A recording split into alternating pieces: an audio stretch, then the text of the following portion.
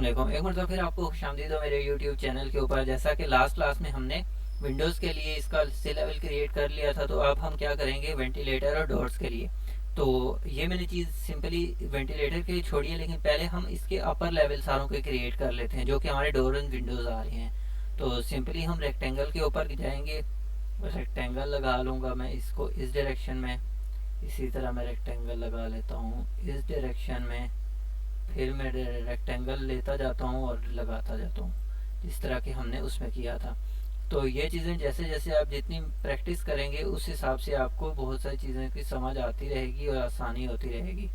तो साथ साथ इन चीज़ों को देखते जाइएगा।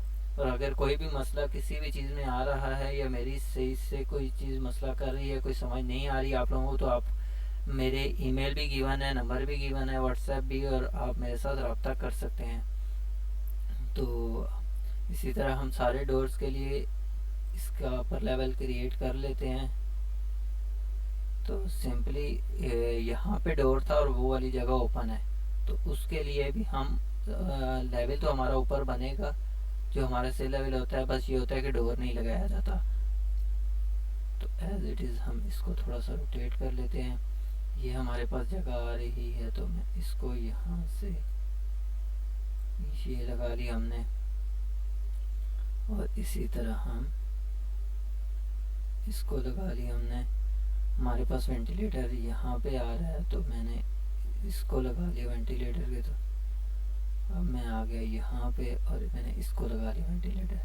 अब लास्ट क्लास में जब मैं इसको एक्सट्रूड करने के लिए गया था तो मुझे काफ़ी टफ हो रहा था। तो आज मैं दूसरा तरीका आपको बता देता हूँ कि क्या करना है आपने, और ग्रुपिंग और मेकिंग ग्रुपिंग का भी फ़ायदा बता देता हूँ। कंट्रोल Z कर लिया मैंने, पेंसिल ले लेता हूँ यहाँ से लेके यहाँ तक, फिर इसी तरह यहाँ तक, ये ग्रुप बन गया।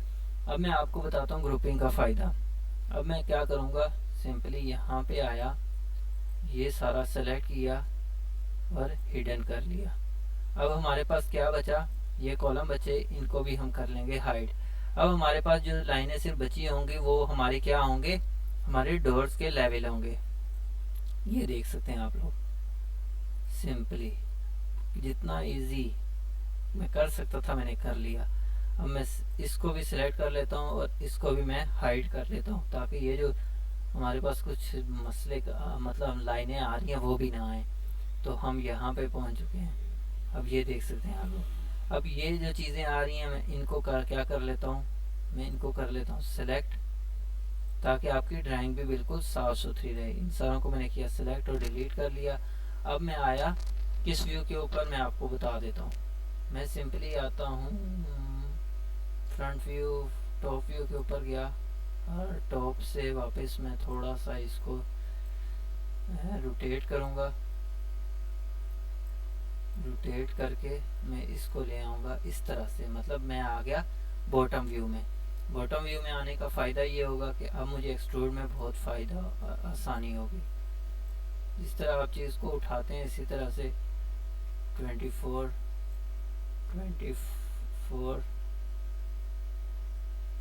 Inter 24 inter 24 inter 24 inter 24 inter. इसी तरह हम इसको भी 24 एंड देन इसको भी 24 24। अच्छा 20 फिट 3 इंच हो गया, तभी ये इस तरह हुआ था पहले भी। 24 और 24। अब मैं आ जाता हूँ, मेरे पास जो जो चीज़ें रहती हैं उनको भी कर लेता हूँ। 24 24 24 24 एंड 24। अब जब हमारे पास सिर्फ यही मौजूद है तो हम इन सारों को हाथ के हाथ कलर भी चेंज कर लेते हैं। इनका कलर मैंने पिंक कर लिया है, पिंक कर लेता हूँ। ये देखिए ये सारे के सारे पिंक हो चुके हैं।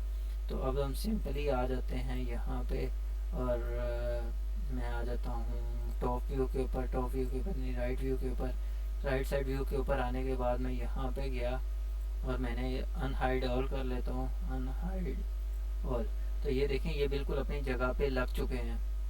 अब मैं आपको दिखा भी देता हूँ ये कैसे अपनी जगह पे, ये देखें लग चुके हैं।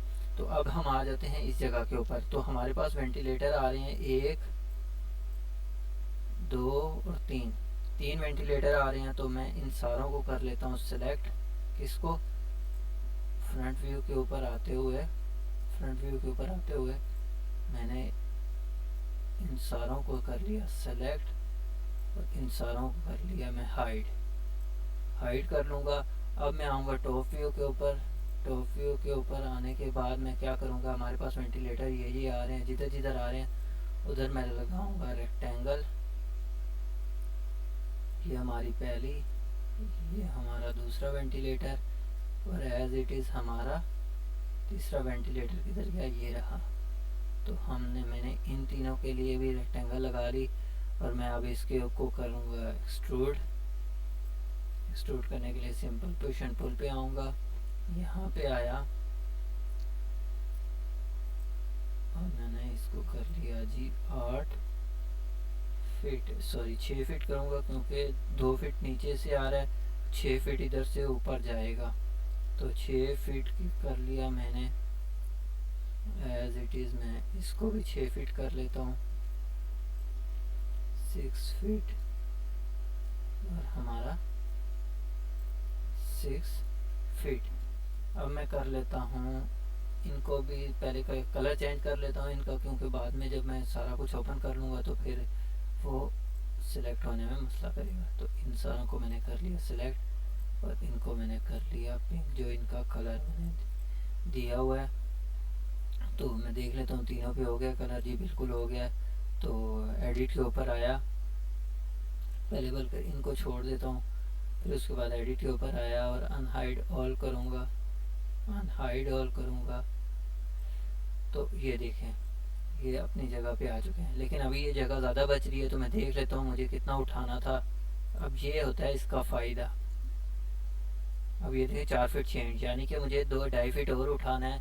तो सिंपली पुश एंड पुल पे आया और इसको मैंने दे दिया 30 इंच, 30 इंच।